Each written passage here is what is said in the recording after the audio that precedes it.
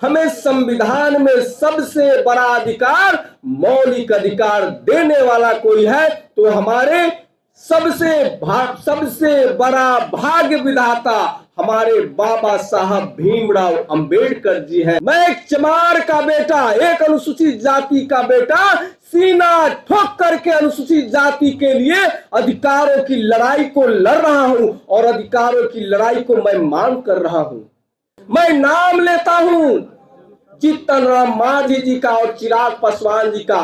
अनुसूचित जाति के नाम पर पार्टी तो चला रहे हैं, लेकिन अनुसूचित जाति के अधिकारों के लिए एक शब्द भी उस सामंती, जो संविधान विरोधी जो सरकार दिल्ली में चल रही है, उस संविधान विरोधी और आरक्षण विरोधी सरकार के सामने मुंह तक नहीं। समझ लीजिए, आजादी से पहले हमें वह दक्षिण टोला के लोग के नाम से हम लोग जाने जाते थे।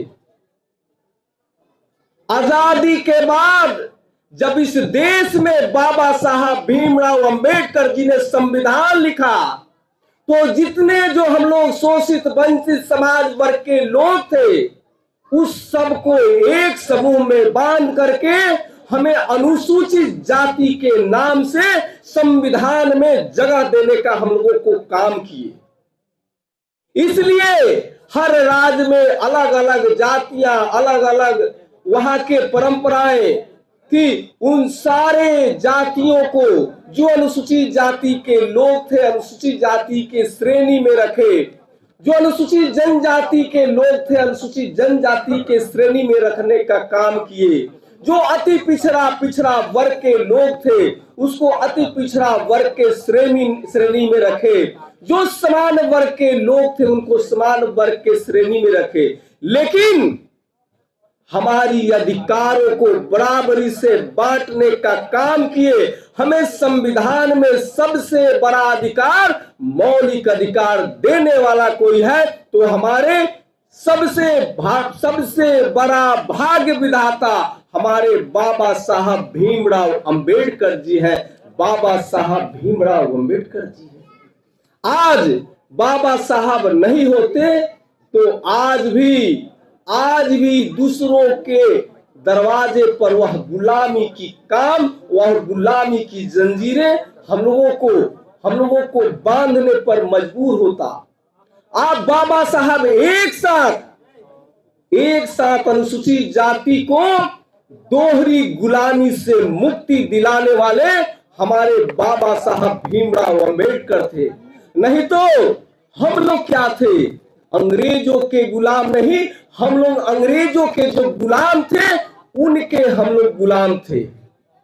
बाबा साहब भीमराव अंबेडकर जी जितना अनुसूचित जाति के लोगों को संविधान में बराबरी का अधिकार दिए, उतना ही हमारी महिलाएं थी, चाहे जिस जाति जिस श्रेणी को हो, उन सब लोगों को जितना हम लोगों के साथ भेदभाव किया जाता है, उसी तरह से हमारे माताएं हमारी महिलाओं के साथ भी वह दासी के तरह, दासी से ज्यादा उनको सम्मान नहीं दिया जाता था। हमारे बाबा साहब भीमराव अंबेडकर जी ही हैं जो हमारे महिलाओं को वह सम्मान दिलाने का काम किए और हमारे अनुसूचित जाति को सम्मान दिलाने का काम किए। मैं लगातार, आप लोग देख रहे होंगे कि विधानसभा में हम अपने भाइयों को, जो दलित शोषित जो भाई हैं, जिनके गांव में रास्ता नहीं है, जिनके गांव में सड़क नहीं है, जिनके गांव में सामुदायिक भवन नहीं है, जिनके गांव में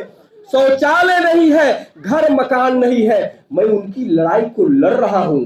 आप विधानसभा में सुने होंगे, मैं एक चमार का बेटा, एक अनुसूचित जाति का बेटा, सीना ठोक करके अनुसूचित जाति के लिए अधिकारों की लड़ाई को लड़ रहा हूं और अधिकारों की लड़ाई को मैं मांग कर रहा हूं। हम आपके साथ हैं और आपके साथ मेरे शरीर में जब तक खून की एक एक कतरा रहेगा, अपने भाइयों के अधिकार के लिए मैं सदैव लड़ता रहूंगा, सदैव लड़ता रहूंगा।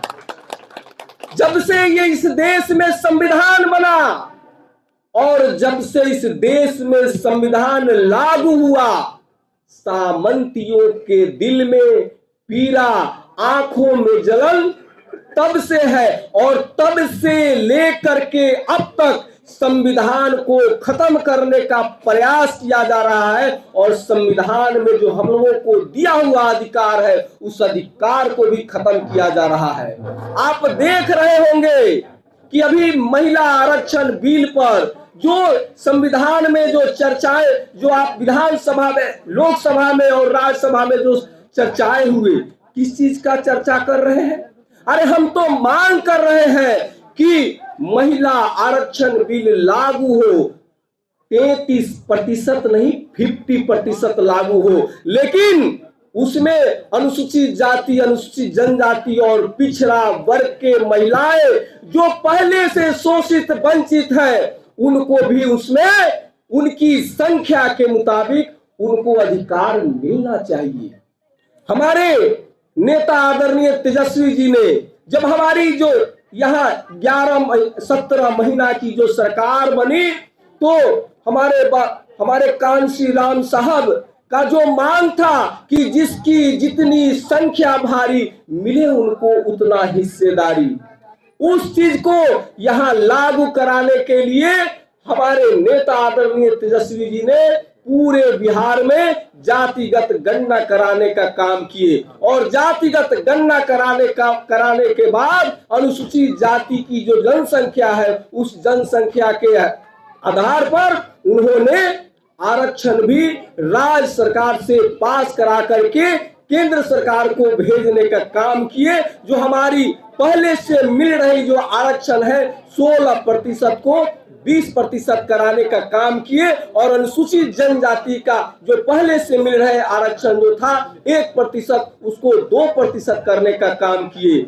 लेकिन केंद्र की सरकार, जो आरक्षण विरोधी सरकार, संविधान विरोधी सरकार, उसको संविधान की यदि 9वीं अनुसूची में डाल दिया गया रहता तो आज बढ़ी हुई आरक्षण का लाभ सभी अनुसूचित जाति के सभी सदस्यों को मिलता। लेकिन अनुसूचित जाति के नाम पर ढोंग करने वाले, संविधान के नाम पर ढोंग करने वाले, किसी एक जाति, अनुसूचित जाति के नाम पर राजनीति करने वाले, वहां जब लोकसभा के जब सदस्य हैं और बिहार में पार्टी का जब सदस्य, पार्टी का लीडर है, आपने इस बढ़ी हुई आरक्षण के नाम पर एक शब्द भी बोलने का नाम नहीं लिया।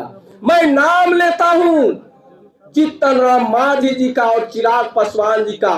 अनुसूचित जाति के नाम पर पार्टी तो चला रहे हैं, लेकिन अनुसूचित जाति के अधिकारों के लिए एक शब्द भी उस सामंती, जो संविधान विरोधी जो सरकार दिल्ली में चल रही है, उस संविधान विरोधी और आरक्षण विरोधी सरकार के सामने मुंह तक नहीं खुला। और आप बोलते हैं कि मैं दलितों का नेता हूं। आप दलितों का नेता नहीं, दलितों का अधिकार को छिनवाने वाले आप हैं। इसलिए मैं बोलता हूं कि आप सभी को एकजुट रहने की जरूरत है और बाबा साहब के विचारों पर चल करके ही हम लोगों को जो बची हुई जो अधिकार है, पूर्ण रूप से हमें अधिकार मिला नहीं है। आप तुलना कीजिएगा अपने गांव से, अपने घर से तुलना कीजिएगा तो आप पाइएगा कि जहां सामंती लोगों का एक घर का जो एरिया है, उसमें एक गांव हमारे अनुसूचित जाति के दलित के एक गांव बसे हुए हैं। एक घर में 5-5 सदस्य, 6-6 सदस्य रहने को मजबूर है। ये समानता नहीं है। इसी की लड़ाई को हम लोगों को लड़ना है और बाबा साहब के विचारों पर चल करके अंधविश्वास को दूर करना है। और हम लोग इस बात को बोल रहे हैं, हमारे पिताजी हमको गांव के लोग और समाज के लोग और हमारे पिताजी भी, आप देखे होंगे कि गांव में तरह तरह के कथा कहवाया जाता है। तो उस कथा से हमने ये कहा कि उस कथा से अब तक ना हमारे दादाजी को लाभ मिला, ना पिताजी को लाभ मिला। हम भी 2-4 बार कहवा करके सत्यनारायण स्वामी जी की कथा को कहवाए, लेकिन हमको तो लाभ मिला नहीं।